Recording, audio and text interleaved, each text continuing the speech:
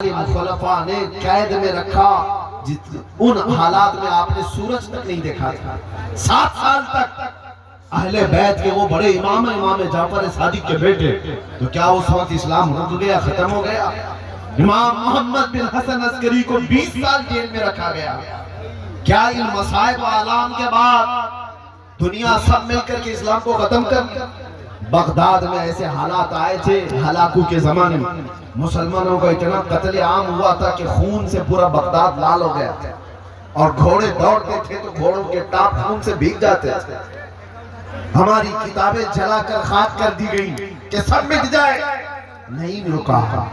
آج بھی وہ دور اسی طرح سے چل رہا ہے۔ میرے عزیزو، یہ بات اس لیے میں عرض کر رہا ہوں کہ کوئی چیز ایسی ہے جو ہمیں ہمیشہ ہر زمانے میں باقی رکھتی ہے۔ بے شک بے شک۔ ہر زمانے ہمارے گھروں کے چھت نہیں جو ہمیں بچا کر رکھتے ہیں، ہماری کھڑکیاں ہمارے دروازے نہیں ہیں جو ہمیں بچا کر رکھتے ہیں، ہمارے موٹے کپڑے نہیں ہیں جو ہمیں بچا کر رکھتے ہیں۔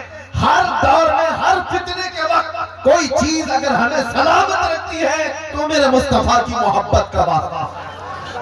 وہ چیز جب تک رہے گی باقی، ہر فتنے سے تمہاری حفاظت کرتی رہے گی۔ اسی لیے اقبال نے کہا تھا کہ محمد سے وفا تو نے تو ہم تیرے، یہ جہاں چیز ہے کیا لوح و قلم تیرے۔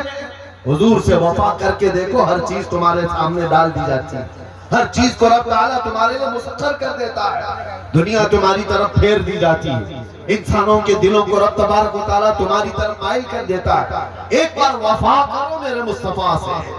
نبی پاک صلی اللہ تعالیٰ علیہ وسلم سے وفا کا تقاضا کیا ہے؟ وفا کا تقاضا یہ ہے کہ اپنے اعمال دیکھو اور جس سے محبت کرتے ہو اس کے اعمال سے ملتے ہیں کہ نہیں ملتے۔ اپنے اخلاق دیکھو اور جس سے محبت کا دعویٰ کر رہے اس رسول کے اخلاق سے ہمارے اخلاق ملتے ہیں کہ نہیں ملتے۔ اور اگر نہیں مل رہے ہیں، بہت زیادہ ڈفرنس ہے، بہت زیادہ فرق ہے، تو پھر احتساب کی ضرورت ہے، حساب لینے کی ضرورت ہے اپنے آپ سے کہ میں جس نبی امی صلی اللہ تعالیٰ علیہ وسلم سے محبت کا دعویٰ کرتا ہوں، اعمال میں اس نبی کے کسی اخلاق کو نہیں اپناتا، دن بھر گانے سن کر کے رات بھر باجے کی آواز میں سو جاتا ہوں، تو پھر اس محبت کا کیا جو صرف جملوں کی ہے، اس محبت کا کیا جو صرف نعروں کی ہے۔ میں اس محبت کی بات کر رہا ہوں جو تمہاری زندگی کے عملی میدان میں ہو، تمہارے اخلاقی زندگی میں ہو۔ عزیزو، آج تو صرف نام مصطفیٰ پر لوگ انگلیاں اٹھا رہے ہیں، کہیں پر آئی لو محمد کہا جائے تو انہیں جیلوں میں بھر دو، ٹھوس دو۔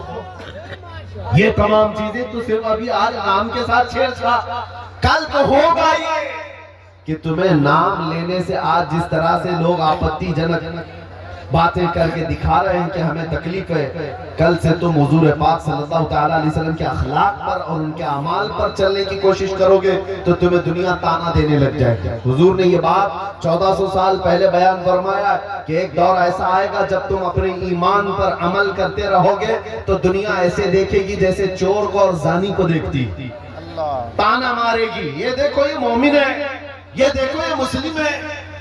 لوگ تمہیں تانا تشنی کریں گے، ان کے تانوں سے گھبرا کر اپنے آپ کو بدلنے کی ضرورت نہیں۔ دنیا میں کوئی بھی تمہیں سرٹیفکیٹ دینے والا نہیں ہے، جو کچھ بھی تم یہاں پر جی رہے ہو اللہ اور اس کے رسول کے لیے جی رہے ہو، اللہ کی رضا کے لیے جیتے رہو۔ دنیا تمہارے چہروں پر، تمہارے کپڑوں پر کسی چیز پر تانو تشنی کرے، تمہیں شرمانے کی ضرورت نہیں۔ دنیا ننگی گھومنے پر آج شرم نہیں کرتی۔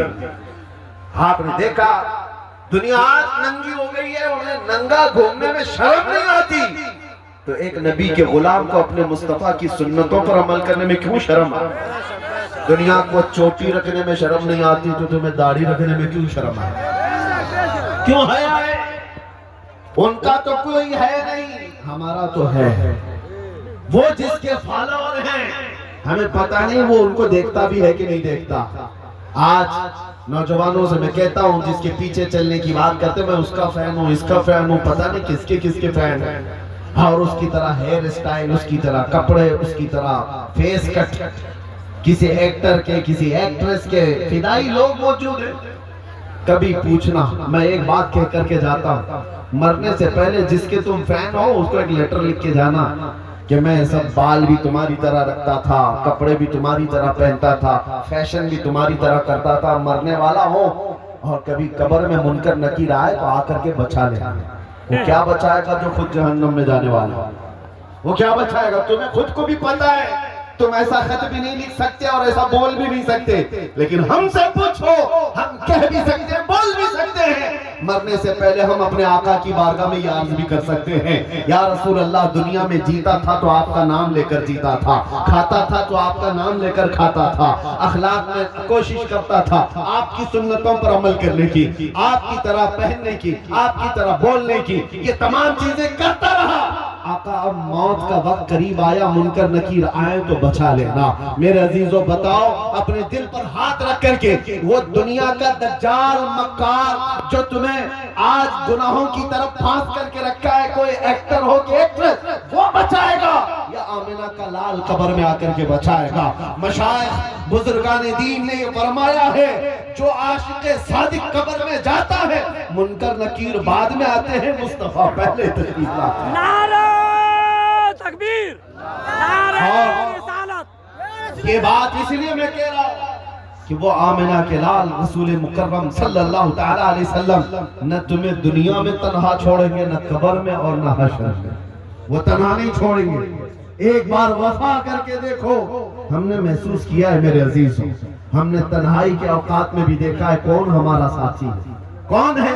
جب اپنے عزیز اور قریبی لوگ، رشتہ دار تک ہماری خیریت نہیں پوچھ سکتے، دیواروں میں ہم بند ہیں، اس وقت ہم کس کو دیکھتے؟ کبھی بیٹے کی یاد آئے، کبھی بیٹی کی یاد آئے، کبھی بھائی کی، کبھی بہن کی، یا پھر اپنے چاہنے والوں کی.